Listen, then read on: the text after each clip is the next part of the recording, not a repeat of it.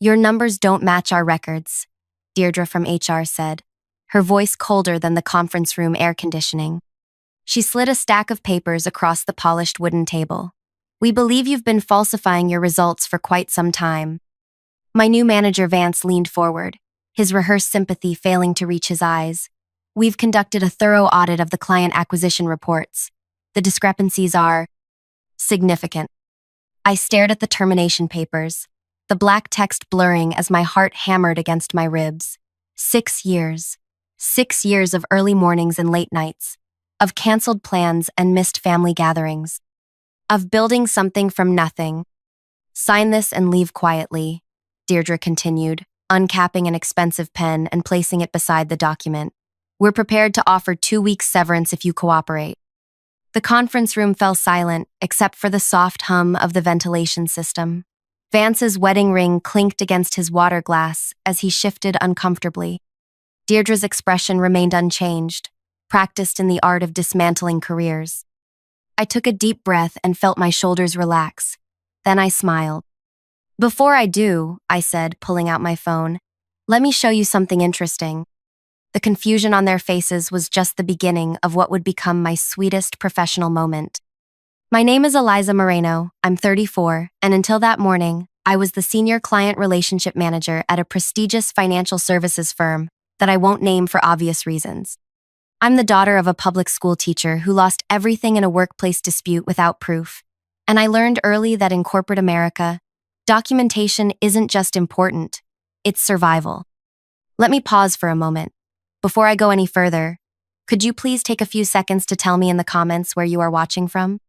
I want to know my story reached you, whether you're in Seattle or Singapore or somewhere in between. And also like and subscribe for more stories like this one, because trust me, corporate America is full of them. So there I was, sitting across from two people who thought they had all the power, who believed I would crumble and disappear. The termination papers waited for my signature, my surrender. Instead, I opened my email app and turned my phone toward them. 3 months ago, I noticed something odd. I explained, scrolling through a carefully organized folder. The numbers I was submitting weren't matching what appeared in the system later. At first, I thought it might be a glitch. Vance's expression shifted subtly. His left eye twitched.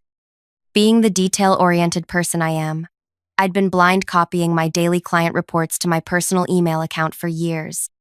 Just a habit I developed after watching my mother lose everything in a similar situation. Deirdre crossed her arms. Sending company data to personal accounts violates our Information Security Policy, Section 4.3.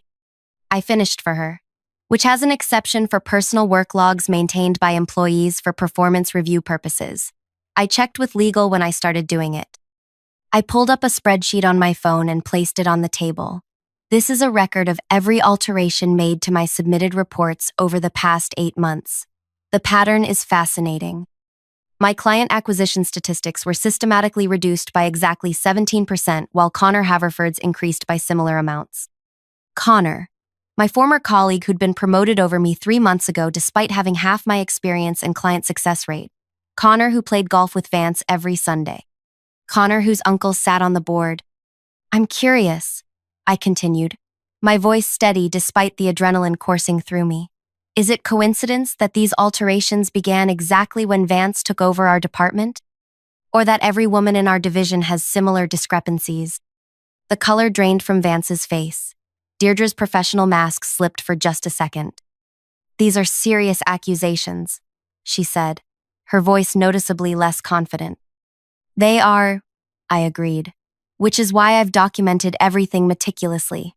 The timestamps of my original submissions, screenshots of the altered records, the pattern of changes, and most interestingly, the system login credentials used to make those changes.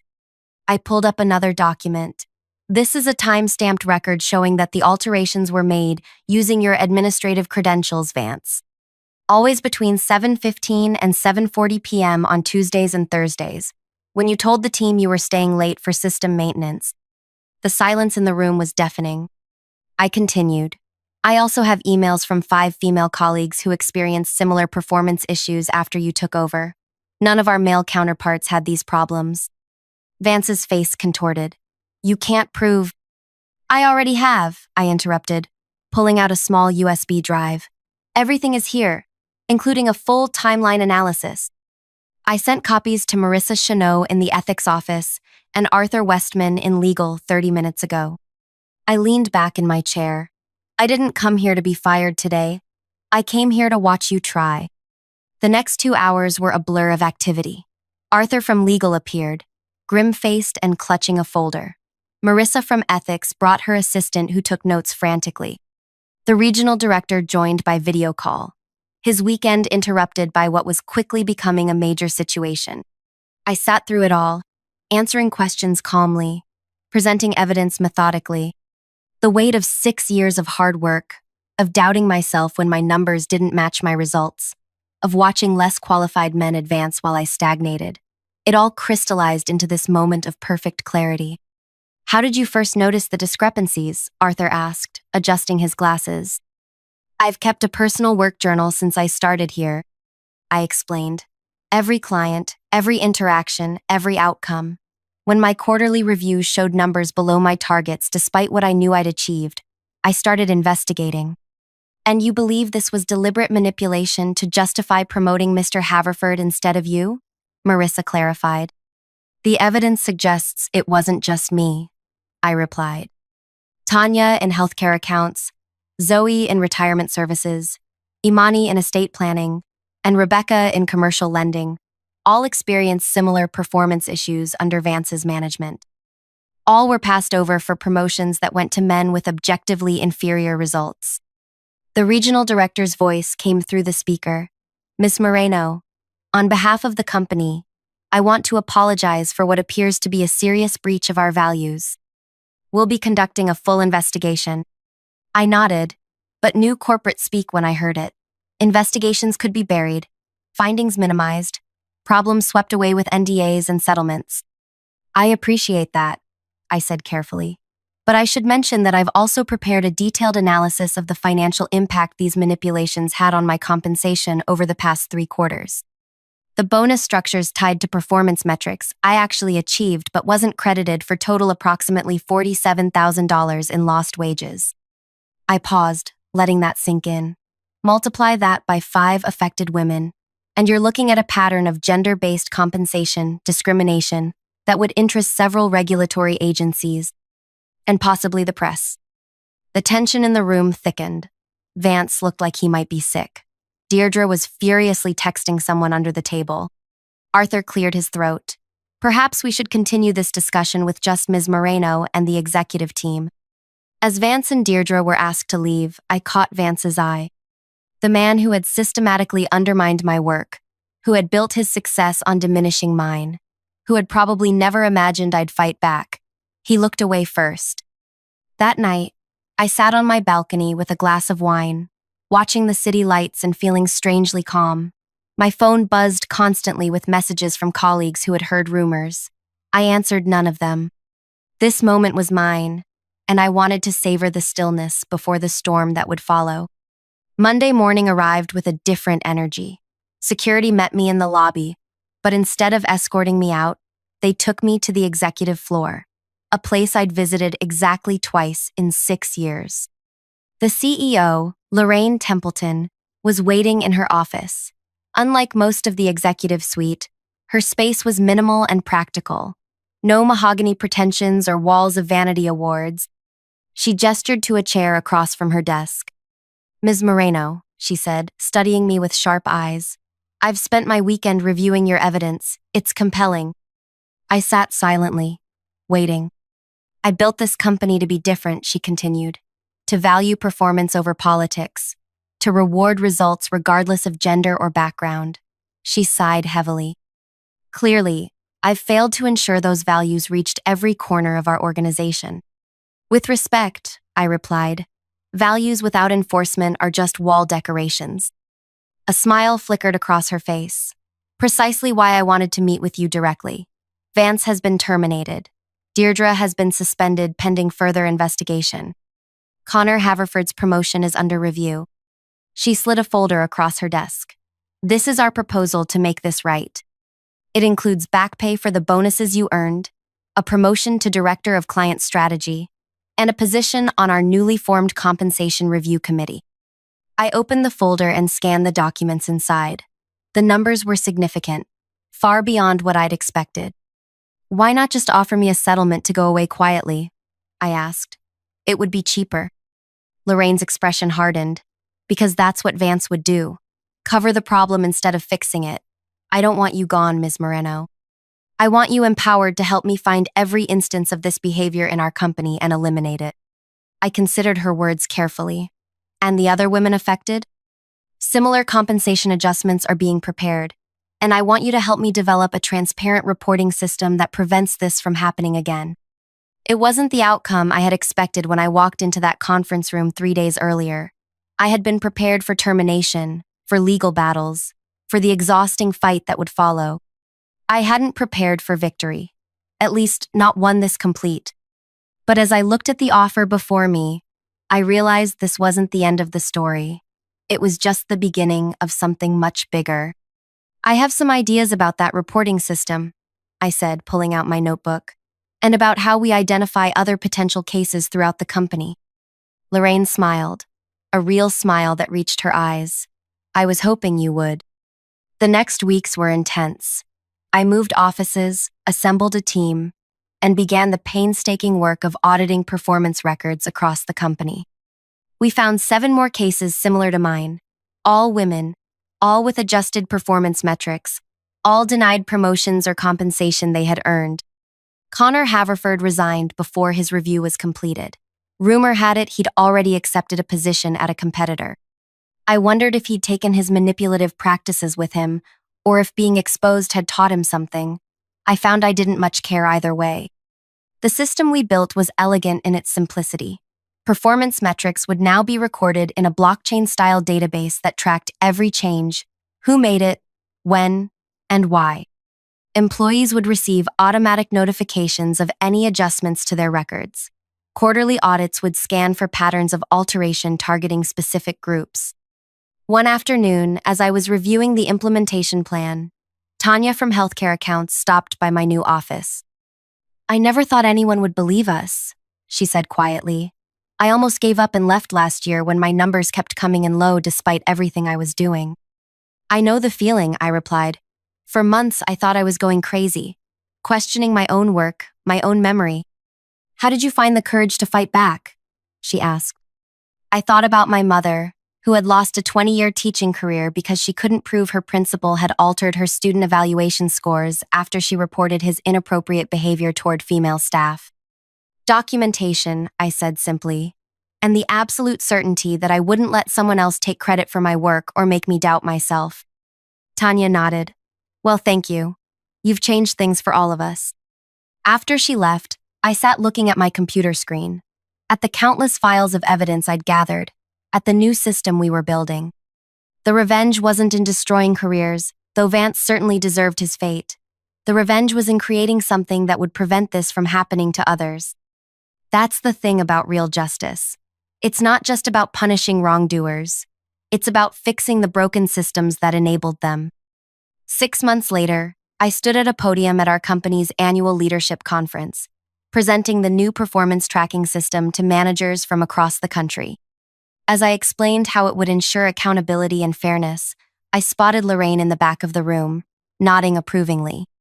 When I finished, she joined me on stage. "What Eliza has built isn't just a reporting system," she told the audience. "It's a blueprint for integrity. And it came from someone who had every reason to walk away from this company, but chose instead to make it better." The applause was thunderous, but the real victory was in the data that followed. Promotions of qualified women increased 34% in the first year. Pay equity gaps narrowed across every department. Employee retention improved dramatically. And me? I found that success truly is the best revenge. Not just professional success, but the deep satisfaction of knowing that my battle had created lasting change. Sometimes I think about what would have happened if I hadn't kept those records, if I hadn't noticed the pattern, if I had just signed those termination papers and walked away that day. I never expected my story to become a case study in corporate ethics training. I never imagined standing in front of executives at industry conferences, explaining how systematic bias can hide in performance metrics. I certainly never thought I'd be featured in business magazines as some kind of corporate whistleblower hero. But life has a way of taking unexpected turns when you stand your ground. It's been 16 months since that day in the conference room, and I want to share what happened after, because the revenge wasn't just that single moment of exposure, it was everything that followed. About 2 months after implementing our new transparent reporting system, I received an email that made my heart stop. It was from someone named Danielle Mercer at a competing firm. The subject line, "Vance Holloway is interviewing here. I saw your presentation at the Financial Services Summit last month," she wrote. "Our company is considering Vance Holloway for a senior position. He has impressive references, but something felt off in his interview. I Googled him and found nothing concerning. But then a colleague mentioned rumors about his departure from your firm. I'm taking a risk contacting you, but I need to know, should I be worried?" I stared at my screen for a long time. Vance had been quietly terminated with a separation agreement that included non-disparagement clauses. The company had chosen not to pursue further action against him, focusing instead on fixing our internal systems. I was bound by the same confidentiality provisions as everyone else. What would justice look like in this moment? Revenge would be easy. I could forward all my evidence to Danielle and watch Vance's career opportunities crumble. It would feel good, knowing he couldn't just slide into another position where he might repeat his behavior. Instead, I called our legal department. "I need guidance," I told Arthur Westman. "I've been contacted by someone at a competing firm about Vance. What are my obligations here?" Arthur was silent for a moment. "Legally, the non-disparagement clause limits what you can say, but there's a moral question that goes beyond legal obligations," he said carefully. "If we know someone has a pattern of harmful behavior and we say nothing, are we complicit in future harm?" That conversation led to an emergency meeting with Lorraine and the executive team. After 3 hours of debate about legal exposure versus ethical responsibility, we drafted a carefully worded response that Lorraine would deliver personally by phone, not in writing. I never learned exactly what she said to Danielle's CEO, but I did receive another email from Danielle 2 weeks later. "Thank you. We've gone in another direction with that position. Your company's handling of this situation was both ethical and professional." That night, I sat on my balcony again, thinking about circles of accountability, about how systems protect people like Vance until someone disrupts them, about how revenge isn't always about destruction. Sometimes it's about prevention. The next challenge came from an unexpected direction: my colleagues. While many supported me, others grew resentful of the changes. The new transparency system meant everyone's performance was visible. No more hiding mediocre results behind office politics or personal connections. No more taking credit for others' work. Noah from the trading desk cornered me in the break room one morning. "Your little justice crusade has turned this place into a surveillance state," he said, his voice low but intense. "Some of us were doing just fine before you decided to play corporate watchdog." I measured my response carefully. Transparency isn't surveillance, Noah. It's accountability. "Easy for you to say when you're the one who designed the system," he replied. "Word is you're just currying favor with Lorraine to fast-track your own career." I felt heat rise to my face but kept my expression neutral. The system treats everyone equally. If you're doing your job well, you have nothing to worry about. He leaned closer. "You've made enemies, Eliza. More than you know." As he walked away, I realized revenge has consequences beyond its intended target. By exposing Vance and changing our systems, I disrupted a power structure that benefited more people than just him. People who were now watching me closely, waiting for me to fail. And fail I did, spectacularly. 3 months later, we were pitching to secure the Jenkins account, a potential client worth millions in annual revenue. I'd worked nights and weekends preparing our presentation, analyzing their portfolio needs, customizing our service offerings. This was my first major pitch since my promotion, and everyone was watching. The morning of the presentation, I woke to find my carefully prepared slides had been altered overnight. Key data points were wrong. Financial projections were miscalculated. Client-specific references had been replaced with generic language. Someone had accessed my presentation after hours and sabotaged it. My first instinct was panic. The Jenkins team would be in our office in 2 hours. There wasn't time to reconstruct everything from scratch. Then I remembered. Our new system tracked everything, including document revisions.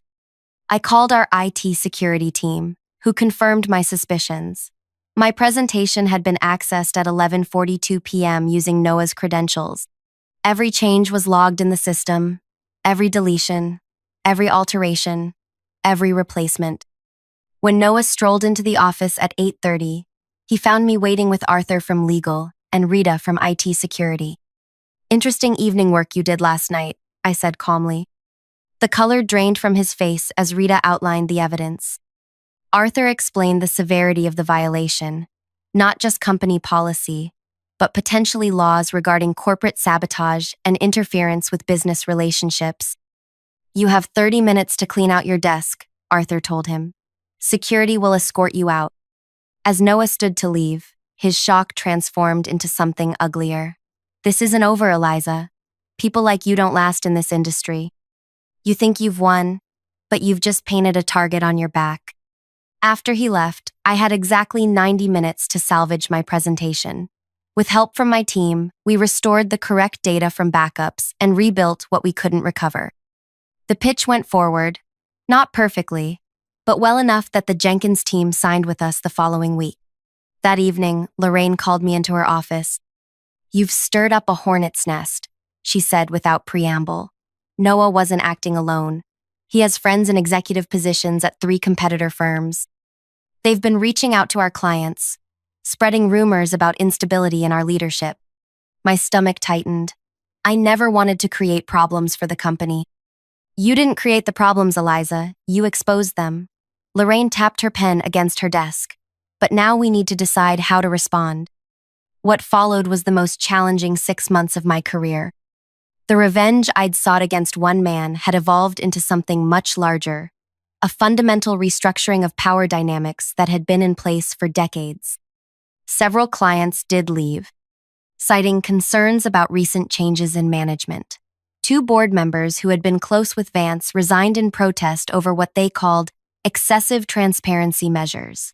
Our stock price dipped temporarily as market analysts questioned our internal stability. I began to doubt myself. Had my pursuit of justice gone too far? Had my desire for revenge against Vance inadvertently damaged the livelihoods of hundreds of innocent employees?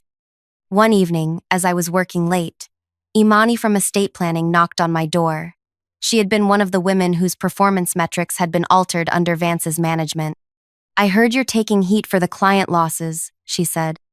I nodded, too tired to pretend everything was fine. "I wanted you to see this." She handed me a folder. Inside was a report showing that while we had lost 7 clients in the corporate exodus, her division had gained 12 new ones in the same period. And it's not just estate planning. Tanya's healthcare accounts are up 22%. Zoe's retirement services division landed the Riverside Pension Fund last week. I looked up, confused. Why the sudden growth? Imani smiled. "Word is spreading about our new approach. Clients, especially women clients with significant portfolios, are moving their business to us specifically because of our commitment to transparency and ethics. The Jenkins account? The deciding factor was your presentation about our new reporting systems." She sat across from me. "The old guard is fighting back because they're scared. They should be. You've changed the game, Eliza, and some of us are winning because of it." That conversation shifted something in me. I stopped seeing myself as someone who had disrupted the company and started recognizing that I was helping rebuild it. Stronger, fairer, more sustainable. The next quarter's results proved Imani right. While we had lost some traditional corporate clients, we had gained significant new business in areas where we had previously struggled to compete. Our client diversity improved dramatically. Employee retention among women and minority staff reached record highs. And then came the day I'd been both anticipating and dreading. 9 months after his termination, Vance Holloway filed a wrongful dismissal lawsuit against the company and against me personally. His legal claim alleged that I had manufactured evidence to orchestrate his dismissal, and engaged in a vindictive campaign to destroy his professional reputation. He was seeking $3.8 million in damages. When I read the lawsuit, something unexpected happened. Instead of fear or anger, I felt a strange sense of calm. This was Vance's last desperate attempt to rewrite history, to position himself as the victim rather than the perpetrator. Our legal team was confident. His case has no merit, Arthur assured me. Our documentation is impeccable. The system logs can't be altered retroactively. Multiple witnesses have corroborated your account. But lawsuits are draining, even when you're in the right. For the next 3 months, I sat through depositions where Vance's attorneys questioned my motives, my methods, my mental state. They painted me as an ambitious employee who had fabricated evidence to advance my career at Vance's expense. During a particularly grueling session, Vance himself was present. As his lawyer pressed me about why I had begun documenting my work so meticulously, I looked directly at Vance. I learned it from my mother, I said. She was a public school teacher for 20 years. When she reported her principal for inappropriate behavior toward female staff, he altered her performance evaluations to justify firing her. She had no proof of what he'd done, so she lost everything: her job, her pension, her professional reputation. I kept my eyes on Vance. She taught me that when systems are designed to protect the powerful, documentation becomes a form of resistance. I didn't start keeping records because I suspected Vance specifically. I kept records because I understood how vulnerable employees can be when those with authority abuse it. The deposition room fell silent. Even Vance's attorney seemed momentarily at a loss for words. 2 weeks later, Vance withdrew his lawsuit. The terms of the withdrawal were confidential, but he never worked in our industry again. The final chapter of this story came a year after that conference room confrontation.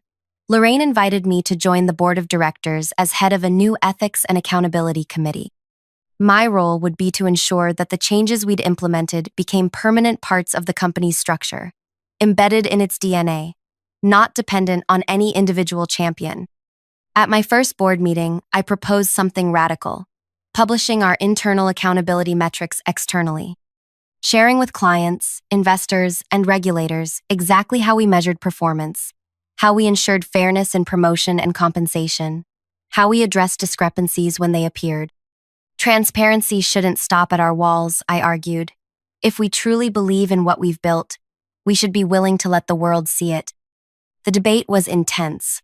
Some board members worried about competitive disadvantage, others about increased regulatory scrutiny.